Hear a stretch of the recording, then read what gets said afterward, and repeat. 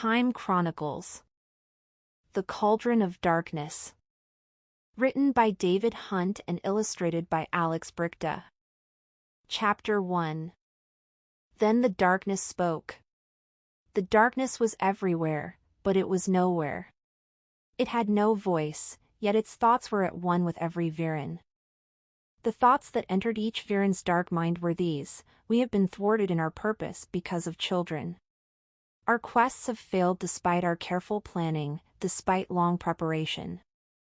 We have not been vigilant enough. We thought the Time Guardians were defeated. We did not allow for Mortlock's cunning. As the darkness hissed the name Mortlock, it was as if an electric shock passed through each Viren everywhere. Inside the vat in the Time Vault laboratory, forks of black lighting crackled and spat, making the vat shake and tremble. Mortlock has regained his strength. Children have become his warriors. He has trained the children to capture us. Each Viren's thoughts were the same at that moment. But how could children? A device called a zap trap. It looks like a steel ball. The children throw it. It opens and emits a pulse. This destabilizes us and returns us to raw matter. But Mortlock has made a fatal error, hissed the darkness. The energy that has been captured in his glass vat has fused together. It is now able to communicate. Each Viren captured by the children adds to our knowledge of them, so we learn more about who they are. The Viren's thoughts merged together as one: these children must be eliminated. The darkness hissed, they must. But we are Virens. Attack them directly and our Viren natures would be revealed. No. The children must be destroyed the Viren way. Chapter 2. Wilma was woken from a dream by the alarm sounding in her sleep pod. Sleepily she hit the cancel button and turned over, pulling her duvet over her head. Then a second alarm went off. Wilma sat bolt upright in bed. It was a red alert.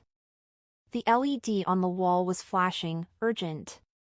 Report at once to Room X. Wilma sprang out of bed and dressed as quickly as she could.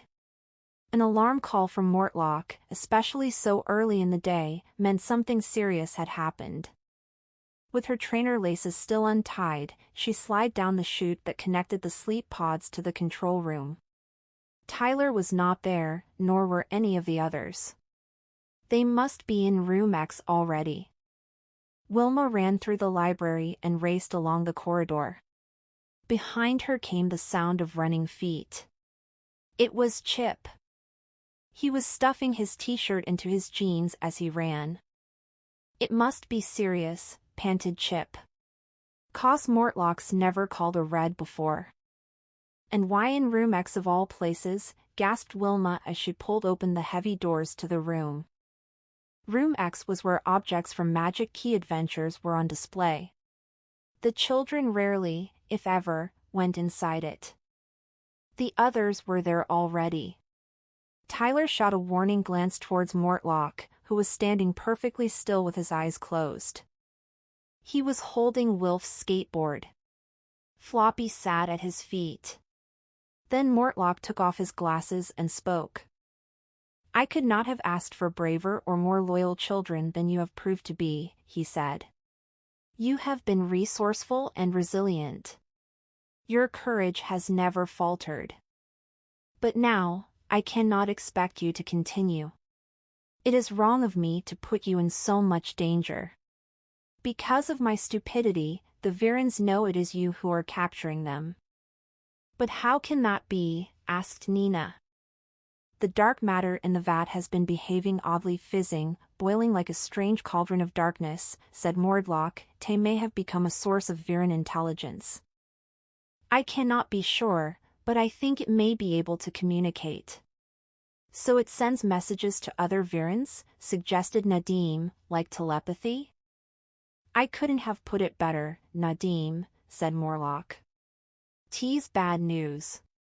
If Viren memories in the vat are fused together and can communicate, then all Virens will know exactly who you are. Wilf had an idea. Hang on. Whenever we go back in history, we change. Okay, we stay the same inside, but we just look like any ochre kid at that time. Wilf is right, said Biff. If the Virens become wary of children, it will be easier for us to spot them. They may act suspiciously whenever children are around. So we're staying on as time runners, said Wilma. We'll just have to be extra careful on the missions. Mortlock looked thoughtful. Are you sure? Because if you want to leave the time vault now, then I will understand. We're staying, said Kipper. Who else have you got to fight the Virens? Thank Evans, said Tyler. Who would I argue with if you lot went? Chapter 3. For a while, things were quiet. From time to time the children would pop into control to chat with Tyler, who spent most of his time keeping a watchful eye on the beautiful hologram thrown up by the time web. "'Cause no one else can read it like I can," he would say. And he was right, for something that no one else would have noticed suddenly caught his eye. He pressed the alarm. "It's something new," said Tyler when the others had gathered round the time web. "It's not really a spot, more a very fine gray circle. It's so small, you can hardly see it." "I can't make it out," said Biff. "Where is it?" The others peered at the spot where Tyler was pointing. "It's very faint," said Wilf.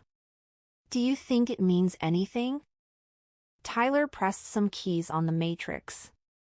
After a long time, the plasma globe lit up with a faint image. "It's hard to say," said Tyler. "It looks like an island. The globe thinks it's in the West Indies, about 1792. "It's worth checking out," said Wilma. "And I think Wilf and I should go. Our family came from the Caribbean." "We're all here on standby," said Chip as Wilf and Wilma stepped into the portal. "Don't forget to call us if you need us. You've got your links and zap traps?" "Yep. "Will do," grinned Wilf. He gave a salute as Tyler pressed the send key. Then he and Wilma disappeared. Being sucked back in time was not always an easy experience. As he slipped through time, Wilf heard voices chanting unfamiliar names. It gave him a strange feeling of dread in the pit of his stomach. Chapter 4.